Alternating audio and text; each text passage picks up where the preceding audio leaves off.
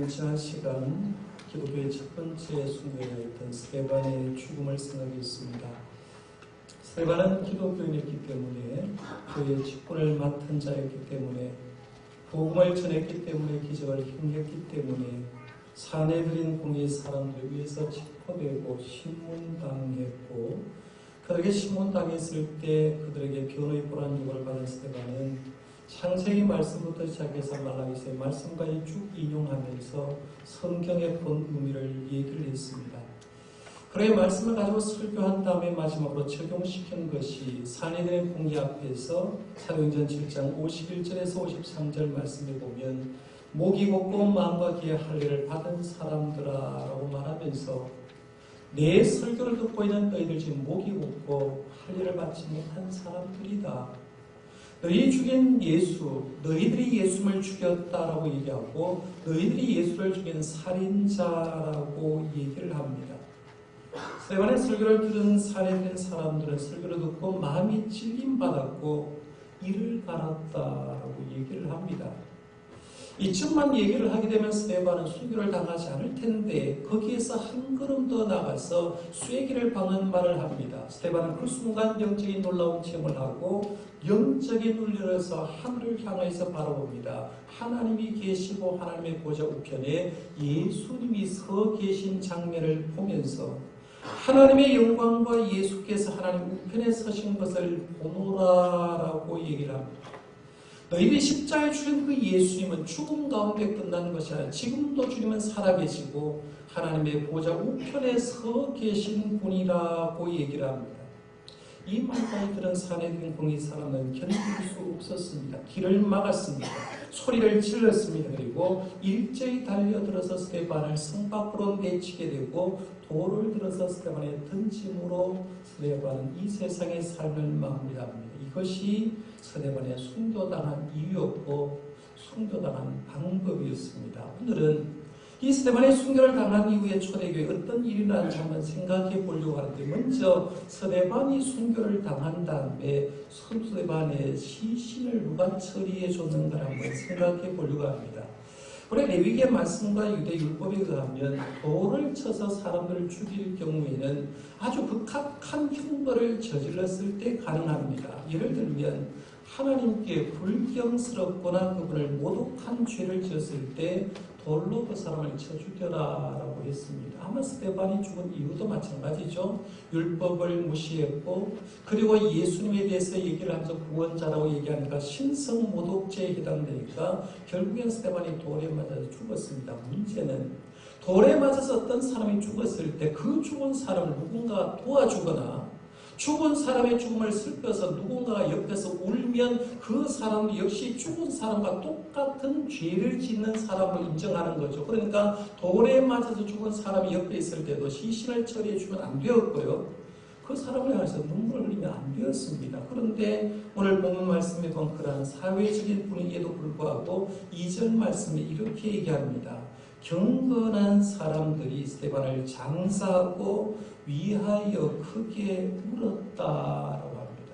여기서 경건한 사람들은 초대교회 예수를 믿는 사람들을 얘기하겠죠. 예수를 믿는 사람이 스데반을 장사하고 위하여 크게 울었다라고 하는데 단순히 스데반의 장례식의 모습만 보여주는 것이 아니라 초대교회 성도들의 믿음을 보여주고 있는 걸 봅니다. 그들의 믿음이 얼마나 견고했고 얼마나 확실했는가를 역설적으로 설명하고 있는데요. 초대교회 성도들은 스데반의 신을 장사하고 스데반의 죽음을 울무로 통해서 공개적으로 나 예수 믿는 사람, 나 지금 예수 믿는 사람이라는 걸 사내들인 공의의 사람 앞에서 내가 예수를 믿는 구주를 믿는 사람이라고 영악하게 보여주는 장면이 오늘 본문에 나옵니다. 이게 스데반 순교의 이야기고 장례기입니다. 좀 더 구체적으로 이제 스데반 순교 후에 초대교회 실적으로 일어난 일 몇 가지를 생각해 보는데요. 3가지 정도 정리해 볼 수가 있습니다. 스데반 순교 후에 첫 번째는 스데반의 순교의 씨앗이 땅에 묻혀서 사울이란 영적인 대부가 탄생하는 것을 보게 됩니다. 사울의 열매가 맺혀진다는 거예요.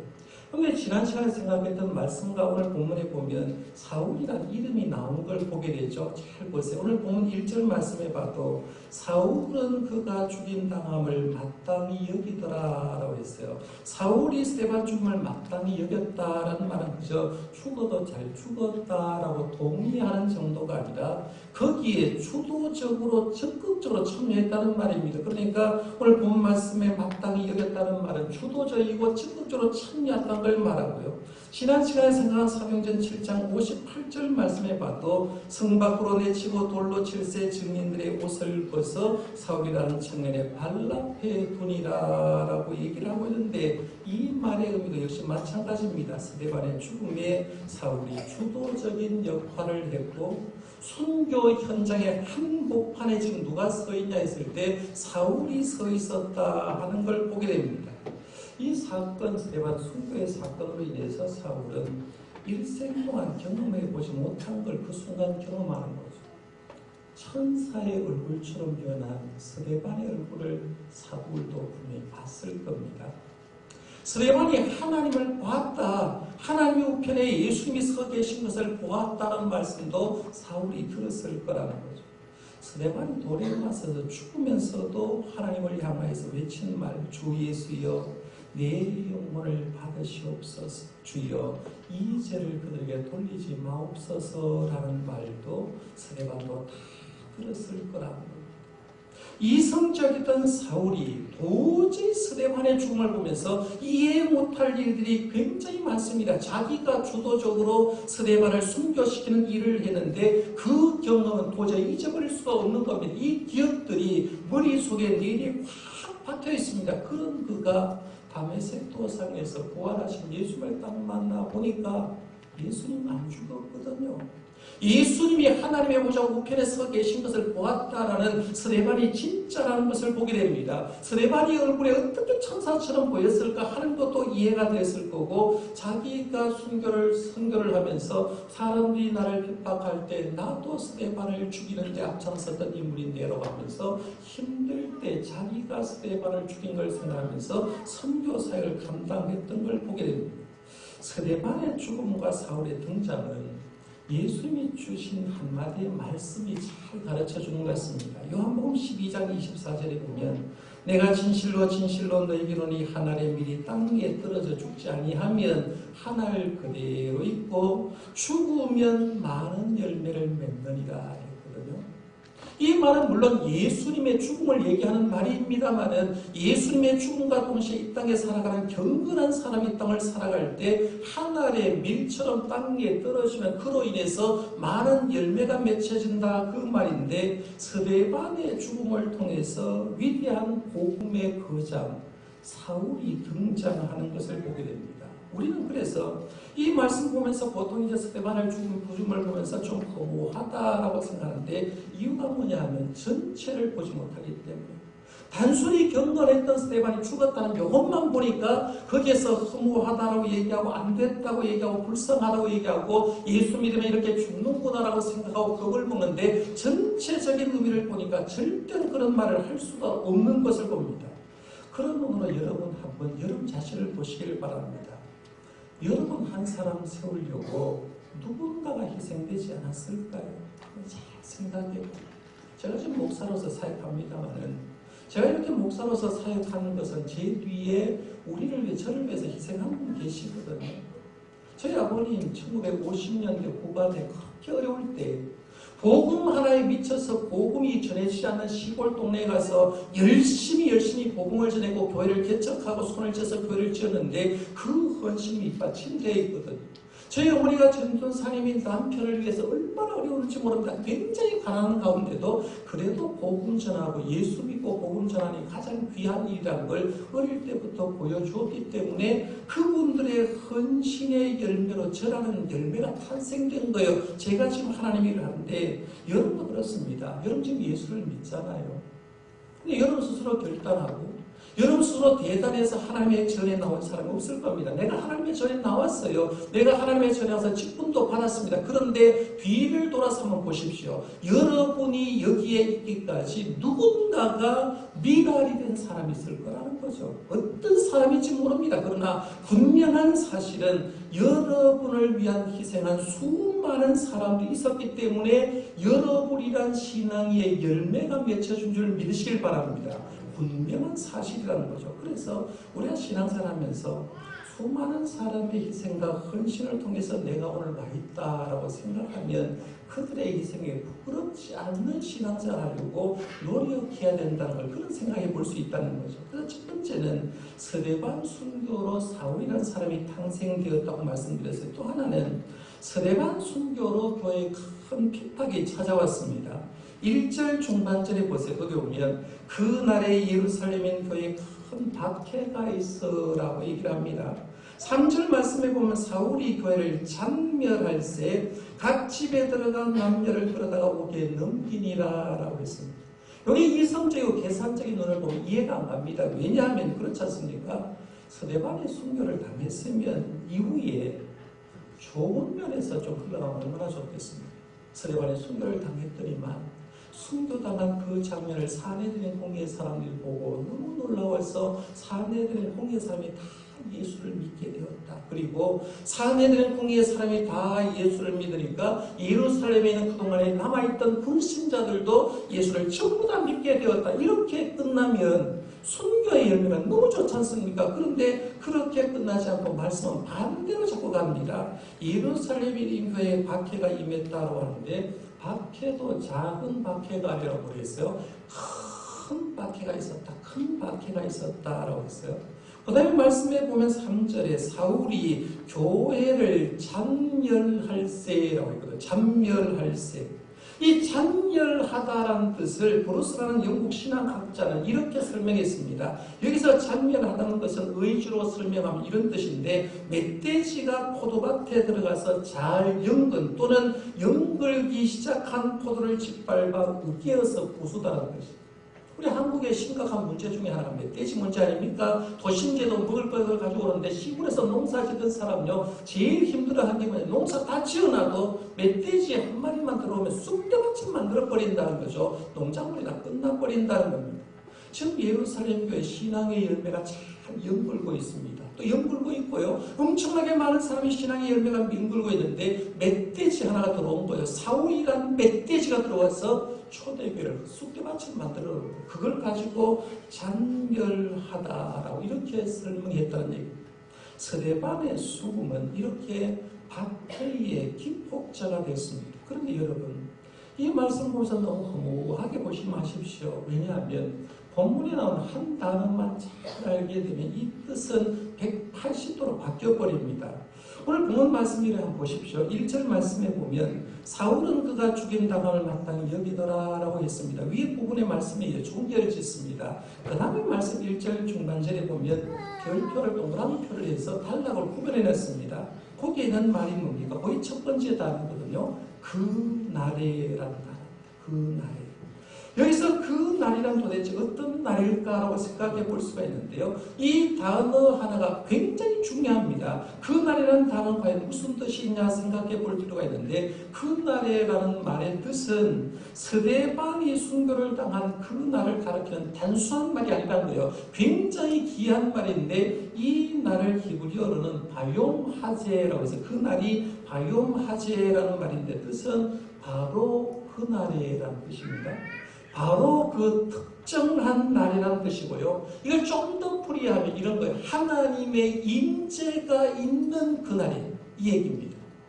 하나님의 임재가 있는 그날인데요. 이 예를 돕기 위해서 제가 성경 두 구절을 한번 인용을 해보겠습니다. 출애굽기 19장 1절 말씀에 보면 이스라엘 자손이 애굽 땅을 떠난 지 3개월이 되던 날 그들이 시내 광야에 이르니라 했어요. 여기 보면 이스라엘 백성이 출애굽해서 이제 3개월째 되던 날 시내산에 도착했는데 그 날 표현을 3개월이 되던 날 했거든요. 3개월이 되던 날.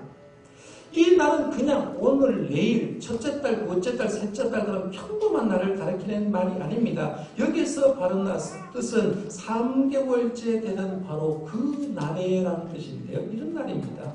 그동안에는 부족 공동체에 불과했던 이스라엘 백성이 하나님의 뜻을 내는 거죠.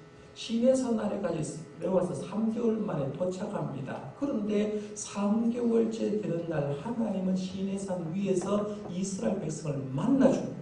만나주어 그들에게 말씀을 주면서 너희들은 이제 부족 공동체가 아니라 내가 주인된 너희들의 이스라엘 백성 국가 공동체를 만들어 주겠다는 그 말입니다. 그러니까 3개월째 되는 날이라는 말은 이 숫자적인 의미가 아니라 하나님이 특별히 임재해서 너희들을 나에게 후속해 주는 그런 날을 얘기하는 거예요.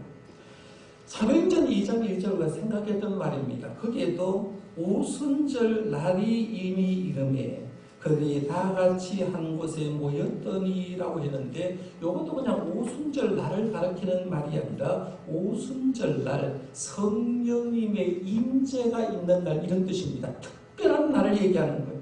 그러니까 여러분이 성경을 읽다가요 그 날에라는 말이 나오면 그냥 단순한 날이 아니라 하나님의 특별한 개입이 있는 그날을 얘기하는 거죠. 하나님의 임재가 있는 특별한 날을 얘기를 하고 있는데 오늘 본문도 그렇게 이해하셔야 됩니다. 오늘 본문도 한번 보세요. 1절 말씀 다시 가보면 사울은 그가 죽임을 당함을 마땅히 여기더라 라고 했습니다. 핍박자 이제 스데반을 죽인 건 당연하다고 여겼는데 거기에 누가 개입하느냐 하면 누가 개입하는 거예요? 하나님이 개입하기 시작한 겁니다. 그날에 예루살렘에는 교회 큰 박해가 있어 사도회의는 다 유대와 사마리아 모든 땅에 흩어지니라 라고 얘기하는데 그럼 답이 나온 거죠. 예루살렘 교회 핍박자가 누굽니까? 사울이죠. 근데 이 말씀에 의하면 사울이 아니에요. 사울이 주동해서 핍박하는 게 아니라 핍박자, 주동자는 누가 되는 거죠? 하나님이 주동자가 되는 겁니다. 하나님이 개입해서 예루살렘 교회를 박해하기 시작했다라고 얘기합니다. 굉장히 무서운 말 아닙니까? 어떻게 이렇게 박해가 왔을까? 한번 잘 생각해 봐요. 지금까지 우리 사도행전 교회를 보면서 이렇게 행복한 교회 본 적이 있습니까? 기도하고 성령 받았고 능력이 있었고 기적 역사가 일어났고 나누는 것을 하고 사랑이 넘쳤습니다. 아마 우리가 교회 생활하면서 교회가 바라는 게 사도행전적인 교회를 바라는데 이렇게 좋은 교회가 없었거든요. 너무너무 행복한 교회에 박해가 찾아왔습니다. 왜 박해가 찾아왔을까? 사도행전의 교회는 너무너무 행복한 교회였는데 하나를 잊어버렸어요. 예수님의 말씀 하나를 잊어버렸어요. 예수님의 명령 하나를 잃어버렸습니다. 예수는 제자들이 보는 앞에서 하늘로 올라가시면서 이런 말을 했죠. 사도행전 1장 8절에 오직 성령이 너에게 임하시면 너희가 권능을 받고 예루살렘과 온 유대와 사마리아와 땅 끝까지 이르는 내 증인이 되리라 라고 했어요. 주님이 남긴 유언적인 말씀이었습니다. 초대교회는 지금 예루살렘의 성령으로 충만했습니다. 권능도 받았습니다. 복음이 충만하게 있었고 누구 하나도 불평불만함이 없었습니다. 그런데 문제가 하나 생긴 게 마치 변화산 위에 올랐던 세 제자들처럼 여기가 있는 것이 조사온이라는 그런 의미로 예루살렘을 떠나려고 생각한 사람 하나도 없습니다. 우리 주님 말씀 들은 사람 아니냐? 예루살렘에 이렇게 많은 예수 믿는 사람이 있으면 사마리아로 가야 되지 않겠느냐? 이방 땅에 가서 복음 전해야 되는 거 아니냐? 그게 주님의 뜻 아니냐라고 얘기하면서 사도들로부터 누군가가 한 사람 등장해서 복음 전하자라고 한 사람이 있어야 되는데 한 사람도 그런 사람이 없었다는 거죠. 그런 그들의 신앙이 훌륭하다라고 생각하지만 주님은 이들의 신앙을 더 성숙시키기 위해서 하나님은 스데반을 순교의 제물로 삼아버린 거죠. 그리고 나서 스데반 순교날을 기해서 예루살렘 전체에 핍박을 주기 시작한 겁니다. 근데 그 핍박은 사실은 그리 오래 가지는 않았던 걸 보는데요. 그래서 우리가 교훈받을 수 있는 것은 성장에는 성장통이 있다는 말이에요. 여러분 사람은 성장할 때요. 아프면서 성장한다고 얘기하잖아요. 어린아이들도 키워본 분은 다 그런 얘기합니다. 아프면서 하나씩 더 해갔다. 성장통을 얘기하고 있는데요. 그럼 신앙생활하면서 편안하다고요. 너무 좋아하지 마세요. 나무 아무 걱정 없어. 우리 집에 기도 제목 없어. 좋은 가정 절대 안 합니다. 왜냐하면 우리 집이 평안한 가정은요, 그 사람 믿음 절대로 성장 안 합니다. 10년 지나도 20년 지나도 그 믿음 변하지 않습니다. 그런데요, 신앙생활하면서 반대로 신앙생활에는 고난당한다, 힘들다, 우리 집이 너무 어려운 일이 많다고 불평하지도 마십시오. 왜냐하면 그 고난을 통해서 하나님은 여러분의 신앙을 지금 성장시키고 있는 줄 믿으시길 바랍니다. 성장하게 만드는 거죠. 아브라함부터 시작해서 신약에 나온 사도 바울까지, 그리고 기독교 역사 가운데 수많은 믿음의 사람들을 치고 고난당하지 않고 성장한 사람이 있는지 한번 보세요. 아무 고난 없는데 성장한 사람 한 사람도 없습니다. 전부 다 한 단계 고난당하고 또 성장하고, 한 단계 고난당하고 또 성장하고, 이렇게 해서 고난을 당해서 성장한 것을 보게 되는데, 오늘 초대교회도 마찬가지로 예루살렘 교회도 고난을 통해서 믿음과 신앙과 그 영성을 성장시키려고 하나님은 성장통을 주기 위해서 하나님이 받기를 시작하는 거예요. 여러분도 마찬가지입니다.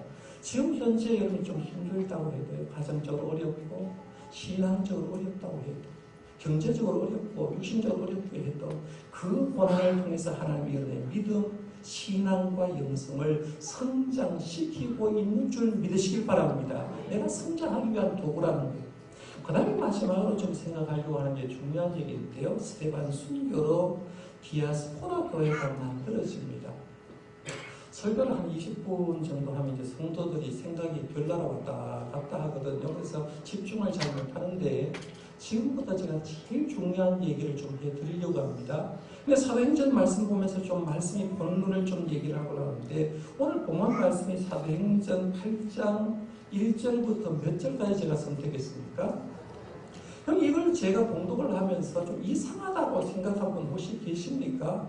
목사님이 설교 본문 잘못 선택했다라고 생각하시는 분 혹시 계시냐는 거예요. 왜냐하면 보세요, 사도행전 말씀에 보면 8장 1절부터 3절까지가 단락이 지어져 있거든요. 그렇죠?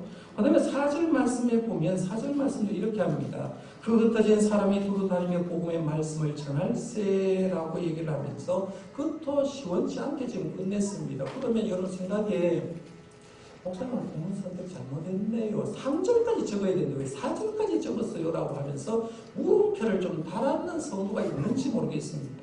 근데 여러분 한번 생각해봐요. 지금 우리가 가진 성경 66권입니다. 1189장이거든요. 그런데 성경 원본에 장절이 있습니까? 없습니까? 한 번도 생각해 본 적이 없죠. 여기 사도행전을 기록한 누가가 사도행전을 지금 기록하면서 28장까지 기록되어 있는데 1장 내용뭐, 2장 내용뭐, 28장 내용뭐 하고 기록했겠습니까? 아니면 이 말씀을 그냥 처음부터 끝까지 기록했겠냐는 거예요. 성경 원본에는 장과 절이 없습니다. 원본에도 그렇고 필사본에도 그렇습니다. 절대로 없습니다. 왜 성경의 원본에 없고 필사본에 없는 걸 왜 장절을 만들었냐면 후대 사람이 성경을 좀 이해하기 쉽고 더 잘 보기 위해서 장과 절을 구분해 놨습니다. 그리고 이 장과 절이 정확하게 완벽하게 지금 우리가 가진 성경대로 구별된 건요 1550년대입니다. 그러니까 종교개혁을 하고 그 이후에 나온 성경이 장과 절을 구별해 놓았지 그 전에는 명확하게 구분하지 않았다는 얘기입니다. 사도행전 역시 마찬가지입니다. 사도행전자 누가거든요. 누가는 이제 누가복음에서 예수님의 태어나심과 죽으심까지 쭉 얘기를 하고, 사도행전의 말씀을 기록하면서 성령이 임하시고 복음이 확장되는 것 가지고 이제 기록을 했습니다. 사도행전 기록하면서 분명히 한 말씀을 기록했을 겁니다. 오직 성령이 너희에게 임하신 너희가 권능을 받고 예루살렘과 유대와 사마리아와 땅끝까지를 복음을 증거하라 주님의 말씀을 기억했을 거예요. 이게 사도행전 1장 8절에 나오거든요. 기록하면서도 제일 먼저 기록한 게 뭐냐면 1장에서 7장까지는 성령이 어떻게 임했고 예루살렘 교회에 어떻게 복음이 전했는가를 얘기를 합니다. 그리고 오늘 본 말씀 8장부터 12장까지는 복음이 예루살렘을 떠나는 얘기를 합니다. 그래서 사마리아 땅에 그리고 어떻게 복음이 증거되었는가를 얘기를 하고 있고요. 13장부터 28장까지는 복음이 이 사마리아를 지나서 땅 끝까지 로마까지 어떻게 안디옥 교회를 중심해서 가는가를 얘기를 하고 있습니다. 이런 식의 전개는 벌써 우리 속에 익숙합니다. 그래서 사도행전 8장 오면 사마리아를 생각하고 사도행전 13장에 가면 안디옥 교회를 생각합니다. 그런데 말씀을 다시 한번 보십시오. 오늘 말씀에 보면 1절에서 3절 말씀까지 읽고 그 다음에 읽어야 될 성경은 4절 말씀이 아니고요. 어디로 건너뛰어야 되느냐면 9장 1절로 건너뛰어야 됩니다. 한번 보세요. 9장 1절로 한번 가봅니다. 오늘 말씀 8장 3절에 보면 사울이 교회를 장멸할세 각 집에 들어간 남들을 끌어다가 거기에 넘기니라 라고 얘기를 하고 있고 9장 1절에 보면 사울이 주의 제자들에 대하여 여전히 위협과 살기가 등등하여 대제사장에 가서 다메섹 여러 회당에 가져갈 공문을 청하니라고 얘기합니다. 오늘 본문 말씀 3절 끝으로 예루살렘 교회 핍박을 했던 사울은 대제사장에게 이방에까지 가는 공문을 받아서 다메섹에까지도 핍박하러 가는 장면이 나옵니다. 그러니까 3절 말씀까지 읽고 그 다음에 읽어야 될 게 9장 1절 말씀으로 가서 읽어야 사울은 이런 식으로 핍박을 했구나라고 보여집니다. 그리고 나서 한번 보세요. 4절 말씀을 다시 한번 가서 보십니다. 4절 말씀을 읽고 그 다음에는 5절 말씀으로 다시 가면 안 됩니다. 4절에 보면 그 흩어진 사람이 두루 다니며 복음의 말씀을 전할세라고 얘기를 하면서 5절 말씀으로 바로 가버리면 오해할 소리가 굉장히 많은데요. 어디로 넘어가야 되느냐 하면 사도행전 11장 19절 말씀으로 가셔야 됩니다. 사도행전 11장 19절 말씀 한번 보실래요? 자, 19절부터 21절까지 화면에 뜰 거니까요. 자, 19절부터 21절까지 한번 읽어봅니다. 시작. 그때에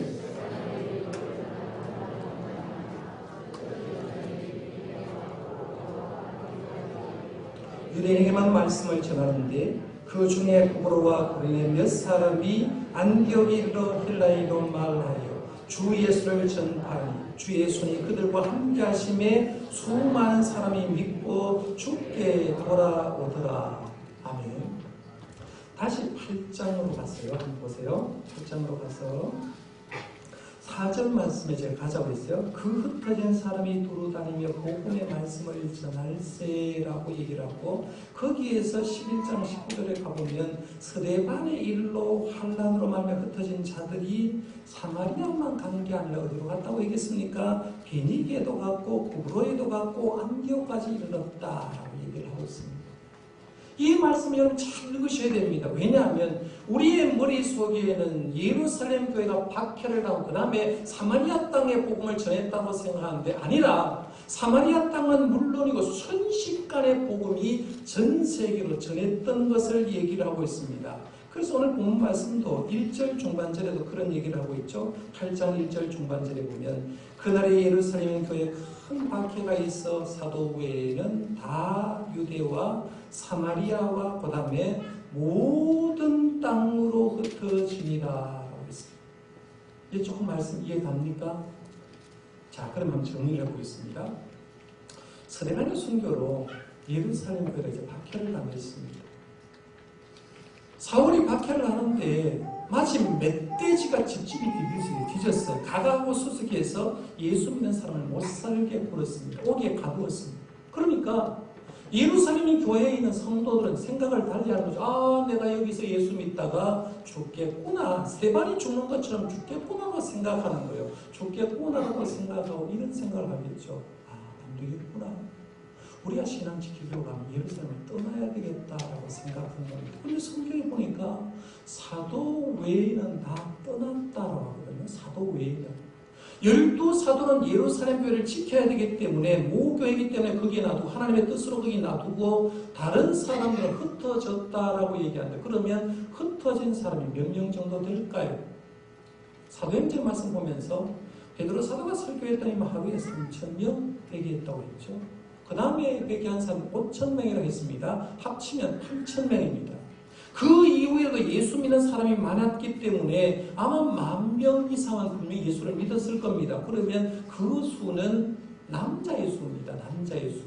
20세 이상으로 남자가 예수 믿는 사람이 10,000명 정도가 됩니다. 그러면 한 사람이 20세 이상 다 결혼했을 건데 요즘 같은 가정이 하나 둘 났을 거 아니에요. 그러면 한 사람이 남자가 믿으면 여자가 있고 부인이 있고 아이 둘이 있으면 한 4명 정도 되는데 옛날 같으면 최소한 4-5명이 났을 거라는 거죠. 추정을 한번 해보면 예루살렘 교회에 지금 10,000명 정도의 남자 신앙인이 있고 가족을 합치면 한 5-6만 명 정도가 되는데 스데반이 딱 순교를 하고 핍박을 당하니까 그 사람들이 생각을 하는 거죠.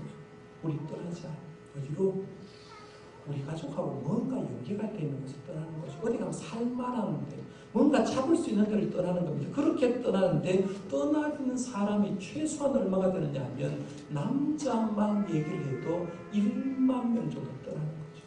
한순간에 10,000명 정도가 되는 가족이 평신도 선교사로 떠나는 거예요. 그 떠나는 장면을 뭐라고 얘기하느냐 하면 1절 말씀에 한번 가보세요. 1절 말씀에 보면 그날에 예루살렘 교회에 큰 박해가 있어 사도 외에는 다 유대와 사마리아 모든 땅으로 흩어집니다. 중요한 건 사도 외에는 다 흩어졌다라고 얘기를 하고 있죠. 그래서 사도 외에는 다 흩어졌는데 10,000명 이상 되는 가정들이 다 흩어집니다. 그리고 중요한 단어가 흩어지리라는 단어. 우리가 교회를 에클레시아 모이는 교회, 흩어지는 교회라고 얘기하죠. 디아스포라 교회가 있는데 디아스포라 교회가 처음 나온 게 여기입니다. 흩어지니라. 교회가 흩어지는 거죠. 디아스포라 교회를 얘기하는 거죠. 10,000명 정도 되는 사람이 성경 말씀에 나온 기록에 의하면 아프리카도 가는 거죠. 소아시도 가는 겁니다. 터키 지방에도 가는 겁니다. 우리가 생각할 때 사도 바울만 먼저 가가지고 복음을 전했다는 게 아니라 이미 예수 믿는 사람이 로마까지 흩어져가지고 이미 예수 믿는 사람이 복음을 증거하기 시작하는데 오늘 말씀의 4절에 있는 말씀처럼 그 흩어진 사람들이 두루 다니며 뭘 했다고 했어요? 복음의 말씀을 전할세. 복음 때문에 힘들었는데 가서 복음을 전했다. 이 박해를 통한 선교하게 비굴한 노르트 맥가브라는 사람이 이런 말을 했어요. 하나님의 선교 전략입니다. 하나님의 선교 전략은 핍박을 통해서잖아요. 여러분 한번 보세요. 여러분이 지금 예수 믿는 게요. 그냥 믿는 게 아니에요. 여러분이 예수 믿을 때 분명히 힘들었어요. 힘들었기 때문에 내가 전했고요. 힘들었기 때문에 예수 믿었어요. 재미난 건 평안한 사람 절대 전도하지 않습니다. 힘들기 때문에 전하거든요. 핍박을 당하면서 전도하는 거. 이게 하나님의 방법이라는 거예요. 그래서 오늘 본문 말씀을 정리하면 이렇습니다. 스데반 한 사람의 순교로 사울이 등장합니다. 스데반의 순교로 초대교회 모든 성도가 평신도 선교사가 되어서 복음의 길을 걸어간 그 걸음을 보여주는 거죠. 그 걸음 중에 일부가 다음 주에 나오는 사마리아 성에 나가는 빌립기로 시작되는 겁니다. 저는 이걸 통해서 느끼는 게 이런 거예요. 주위의 종 한 사람의 죽음 결코 헛되지 않구나 하고 생각하는 거죠. 제가 오늘 설교는 예수님의 주신 말씀 요한복음 12장 24절 말씀으로 마무리하려고 합니다. 아까 제가 말씀드렸어요. 이 말씀 속에 있는 한날에 미리 땅에 떨어져 죽으면 많은 열매를 맺힌다라고 했는데 나란 열매가 맺히기 위해서 누군가가 죽었다. 그러면 내가 죽으면 나로 인해서도 뭔가 신앙의 열매가 맺혀집니다. 이게 주님의 음성입니다. 이제 하나님께서 우리 주신 마지막 음성이라고 생각하고요. 이 말씀을 저와 여러분들이 함께 읽으면서 오늘 설교를 마무리하려고 합니다. 같이 한번 읽어봅니다. 시작. 내가 진실로 진실로 너희에게 이르노니 하나님의 미리 땅에 떨어져 죽지 아니하면 하나님 그대로 있고 죽으며 많은 열매를 맺느니라. 아멘. 기도하겠습니다.